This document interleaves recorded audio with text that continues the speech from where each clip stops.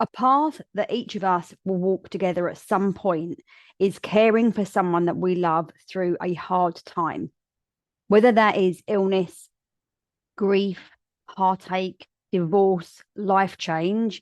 Each of us at some point, and probably more likely the older we get, will step up and step into a role of support. Now, in my experience, there are no rules for this. We've never done it before. We don't quite know what we're doing. And it's easy for us to get stuck in, like, what should we do? And thinking it's not enough. And how can we do more to support them? And underneath that, all the time knowing that whatever we do or say, we cannot remove their pain, but we can help them to hold it. This is going to be a really lovely, touching conversation. It's something that's very close to my heart. And I want to speak to any of you that are going through a change, or maybe you've had the experience, you've been in support, and now maybe you feel like a little bit traumatized by it, or you're still struggling with the grief and the sadness that comes with that. So let's grab a cup of tea and let's have this conversation together. I've been thinking about this conversation, and I asked myself the question, what kicked this off? Why now? And there's a couple of things, really. It was the fact that a couple of weeks ago, one of my dear friends lost her dad, and it kind of brought all the stuff up from when I lost my dad. I've got a friend who's navigating a journey of her own, and her husband's got cancer. And it made me think about how the people that are supporting the one that was ill don't get support, or don't always get the support that I need. That was certainly what my experience of my mum looking after my dad.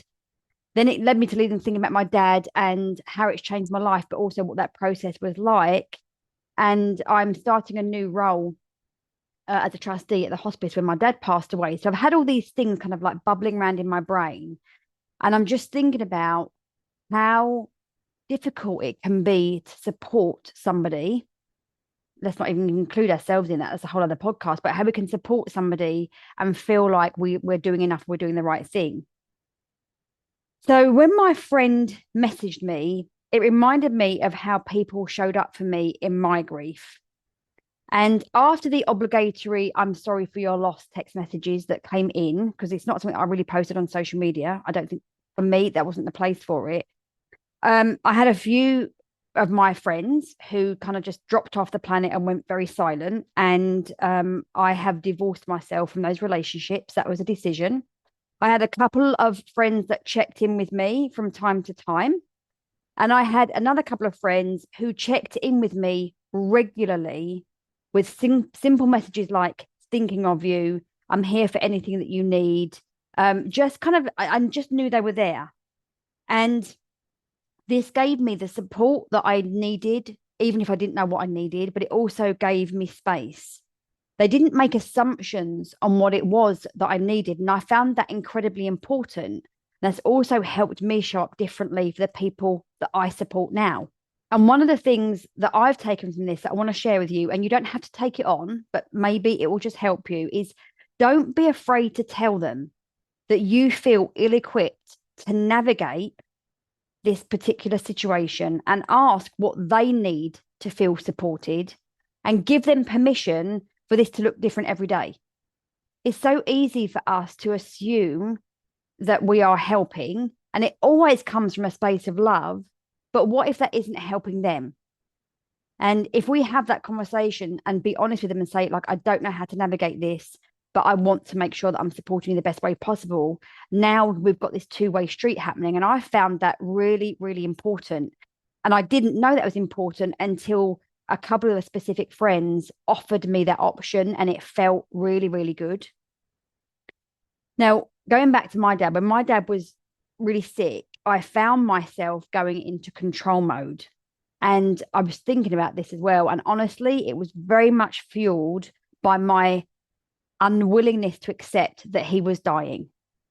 It was really, really obvious that his time on earth was coming to an end, and I did not want to accept that.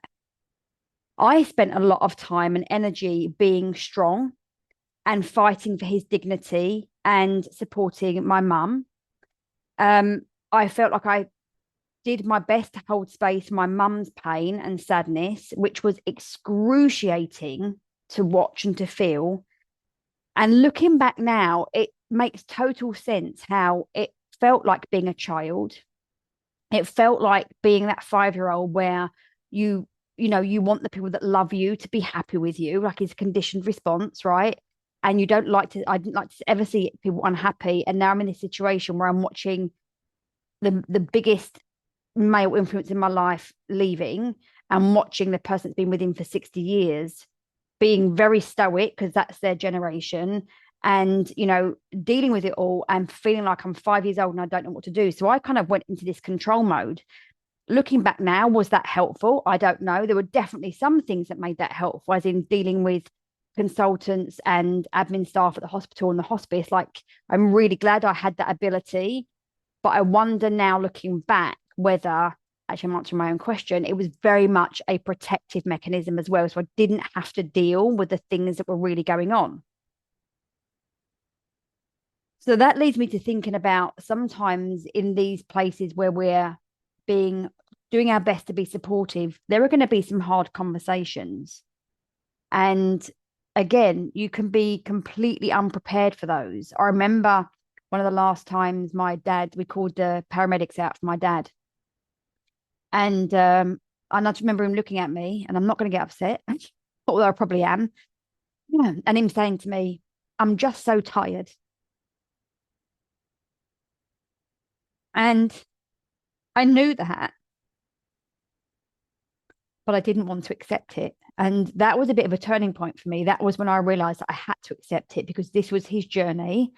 And, he wanted to navigate it as best as he could. But where do you go when you have those conversations? Like, where do we get support? Because the supporters need supporting as well. I can't see my notes now. And I remember another conversation when he said to me, "Look, I know you don't want me to go." And this conversation was a little bit different, because he was sat in his chair and my kids were there. My mum was in the kitchen. My twin sister was there. And I was knelt down by his chair. And I know that other people heard it, but no one said anything. And again, I think he was talking to the 5 year old at the time. I'm not going to apologize for this because that's the whole part of it, isn't it? When we sweep this under the carpet, when we think, "Oh my goodness, 3.5 years down the line, you should so be over it." But you've loved somebody, you've lost somebody. It's very, very real. And this is why I'm sharing this podcast with you, because I think it's an important conversation to have. Again, because I think as we get older, we are much more likely to have to navigate these very challenging experiences. And I do not think it's helpful to be very British and put on, the stiff upper lip and just get on with it. I think we need to feel that level of support. I think when we think about seeing your child in pain, your young adult in pain, and telling them that the only way over it is through it, I can see now where I have caused more distress, more problems later in life for my children by trying to protect them and keep them away from all those difficult emotions, right? All that means is they get to a certain age where they're definitely gonna feel them. Only now they're not equipped with emotional resilience. They're hard conversations to have. So even supporting your children, in fact, definitely supporting your children, can conjure up all these difficult emotions when you're in that place of support. What about the conversations that you have where you are supporting someone by asking them to take responsibility for the result that they have? So if you have a friend or somebody that you love, and you've got a lot of time for, and they've got a result in their life that they are not taking personal responsibility for, that they're blaming something or someone outside of themselves for being in this situation, having that conversation to say, "Look, I love you and I'm your friend, or I'm your whatever relationship you've got, but nothing's going to change if you don't take responsibility for your part in this result."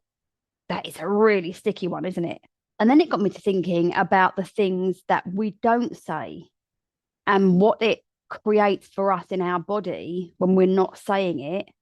So as an example, when we're thinking, we're talking to the person we're supporting, and we're thinking, You could lose your partner, you could lose your parent, you could lose your friend, like they could pass away, but we're not talking about that. It's kind of like it's pushed away. We know it's a reality, but we don't want to talk about it. I've put in here like, well, you have got a part to play in this. So it leads back into supporting someone by asking them to take responsibility. But a lot of times we won't do that because we don't want to create any kind of conflict. And we don't want to feel like we know better. We don't want to feel like we're above them. But having that silent conversation that we're in, having in our head, and we're thinking, but there is a part that you're playing. Please see that so you can start making a change. And then the other thing that I was thinking about was as we watch someone navigate something very difficult, I feel fear in my entire body that this could happen to me.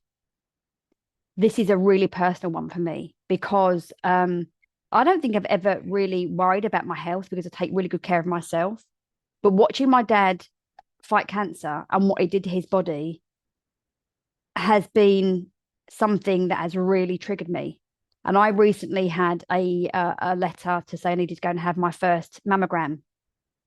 And I cancelled the first couple because I just didn't want to go. It put the fear of God in me. And again, when we're holding these conversations in our body and we're not expressing them and we're not getting support for them and perspective shifting and all that, what is it doing for us when we're not having these real conversations?